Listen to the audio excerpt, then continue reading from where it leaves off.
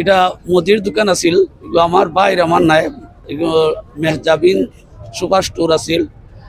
অন্তত ও কিছু সময় আগেও অন্তত নইলে 4 লাখ টাকার মাল আনতে হয়েছে, যে গুদামও হারানি হইতো। অন্তত আপনার 10 থেকে 12 লাখ অনুমান সম্পূর্ণ জ্বলিয়া বসিত হয়ে গেছে। সব একবারে তাড়িয়া তুলিয়া সব আপনার তো দেখরা সব কিছু একবারে ধ্বংস হয়ে গেছে। আগুনটা তো আমরা হইতে পারতো না, আমার পাই লাগাইয়া তাই নামাজও গেছেন, ও বিএমটারও নামাজও গেছেন। হঠাৎ কি একজনে হয় বলে আগুন লাগি গেছে।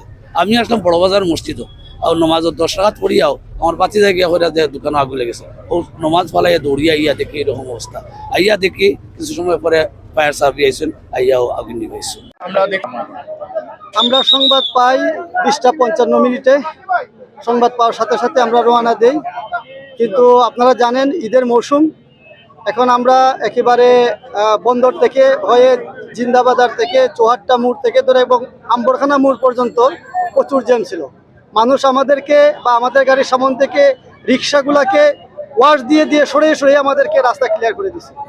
তারপরে আমরা ইনশাল্লাহ আইসা আগুন আমরা যে পাইছি, আমরা দ্রুত আগুনকে অ্যাটাক করি যাতে আগুনটা আর বৃদ্ধি না পায়। চতুর্দিকে অ্যাটাক করে দিয়ে আমরা আগুনটা নির্বাপন করে ফেলি ইনশাল্লাহ। আর এই যে দোকানের মধ্যে ছিল আগুন, সেই দোকানের মধ্যে সীমাবদ্ধ ছিল, বাইরে আগুনটা বিস্তার লাভ করতে পারে।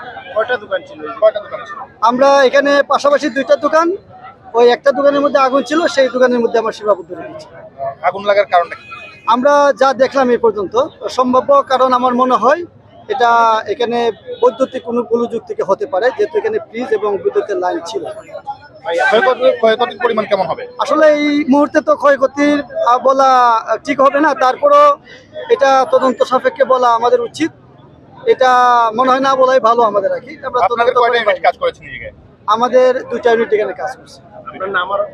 আমার নাম হচ্ছে মোহাম্মদ কুতুবুদ্দিন, আমি সিনিয়র স্টেশন অফিসার, সিলেট সদর সিলেট।